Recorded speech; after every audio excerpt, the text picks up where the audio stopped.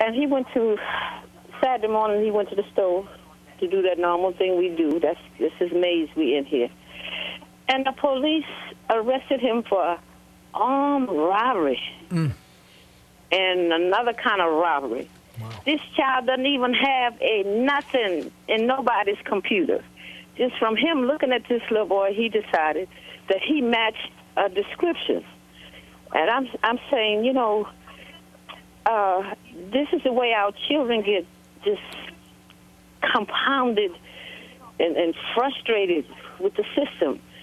And Joe, there's some other things that we need to express more about how these things go. Because people don't feel like they have rights anymore. And I'm not going to top your show. But y'all know you see me, and I worry your nerves because they're my babies. Right. And Mama D, thank you for calling. Appreciate it. Mama D, I just want to comment on one thing you said about they fear coming to court.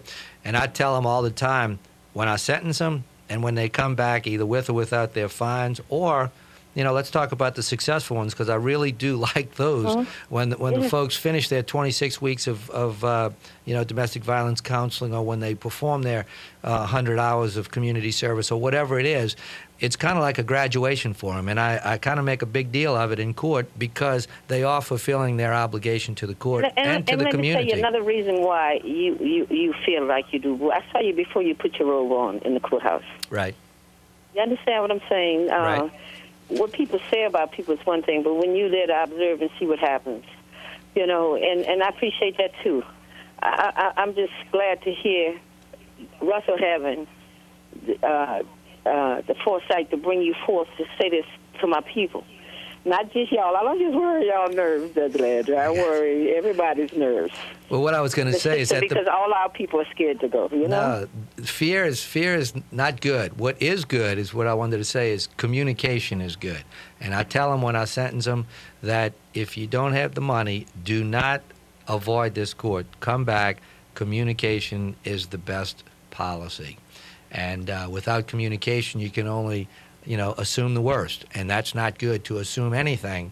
So, you know, keep the lines of communication open with the court, and, you know, it's better. I agree with that. You know, my co-host last Saturday on the little show we do was a 14-year-old young man, and the grown folk in the room, we were talking about what is it going to take, and he politely just pulled his mic to him and said, communication, right. And you just echoed that. Y'all have a blessed day, dog. All righty. Thank you, Mama D. Sure. Yeah, and you know, I think, Judge, I mean, people have to kind of take ownership, meaning it's really our court. You know, we're voters, we're adults. You're an elected official, and instead of feeling like you're coming into a foreign land, I mean, it's really the kind of the system we make it by the people we elect, and the taxes we pay, and the kind of system we insist on. And I don't think people need to feel necessarily. I think it's better if people feel that it's something that belongs to them than something that's that is a stranger to them. I mean, this is municipal court. I mean, you must handle a lot of cases in a year. I know. Yes, when I was running, I think the number that was on my push card was about 70,000 cases, and people said, "Wait, how could that be?" And you do the math. We handle about 90 cases a day, and that's 5 days a week, and it just goes on. And that's post Katrina. Now we're handling, you know, somewhere between, say, 80 and 110 or something like that. So the volume is really staggering. But what I try to do, and what I believe we're achieving, is that everyone has their day in court, and no one's rights are being trampled in the court. Right. I think that, you know, it's better to confront the issue and get ahead, because you won't get ahead unless you deal with it. And there is a lot of compassionate judging. I've seen it, I've heard it. And I think that's important, you know, to get across too. I think in the media too, you hear so often about something that doesn't turn right, or, you know, a judgment that really no one understands. And I think that this is really bringing, you know, judges into a positive light. It's really commendable what y'all are doing. Well, and I think the whole idea of the homeless court's exciting because it's so real. It's so saying, okay, you know, the homeless have to deal with their responsibilities as citizens, even if they have an impaired ability to deal with it. We don't necessarily know when you see someone on the street, is he mentally capable, incapable, or where you are on the scale. And so the system's got to find a way of dealing with this. And I have seen so many frustrations over my 30 years as an attorney when a person that clearly is different and has a different interface to the legal system, because they're not all there, runs up against a system that doesn't want to change. It wants to treat them like everyone else and put them through the same. And on a lot of small charges, it is a little bit sometimes like what I would call cookie cutter justice. You kind of got the same fine or the same probation. And some people just aren't well suited for that. And some people are never going to complete that for reasons they're not really responsible for. I mean, if you're mentally ill, you're mentally ill.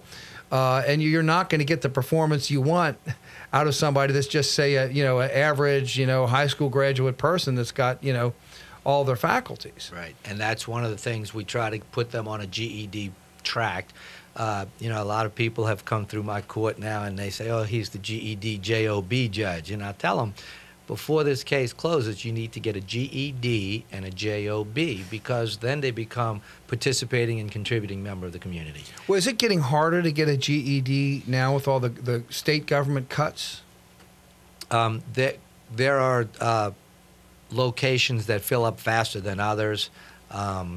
We do have some folks that come back with GEDs. Mm-hmm. Like I said, they may have a graduation on their GED, but we also have kind of a mini one in court, and we make a big deal over their accomplishments. Mm-hmm. And one thing you touched on earlier is that these courts, municipal courts particularly, is kind of the people's court, right, because it's just everyday kind of people. But my view on it, and this is just my opinion, is that I'm a member of the independent judiciary. We have to be fair and impartial. So we have to be impartial to both the accused and the accuser.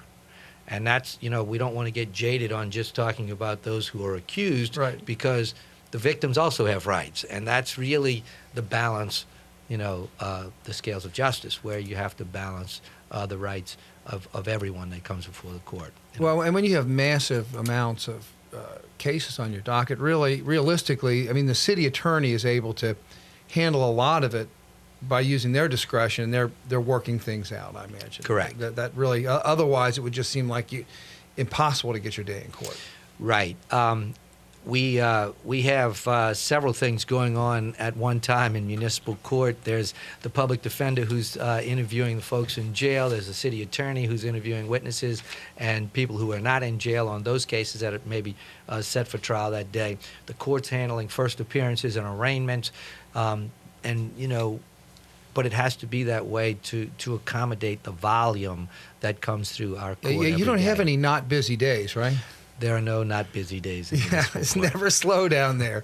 Very seldom. Well, Judge, I know you've got to get to court, and so I've got to get you out of here for 2:30. I really thank you so much for coming down here and telling us about the homeless court and municipal court. I greatly, greatly appreciate it. Hope we can get you back to talk some more. And right now we're going to take a break. But Judge Landry, thank you so much for joining our show. Thank you for having me, Russell and Carmen. Appreciate it. Thank you. Enjoyed it.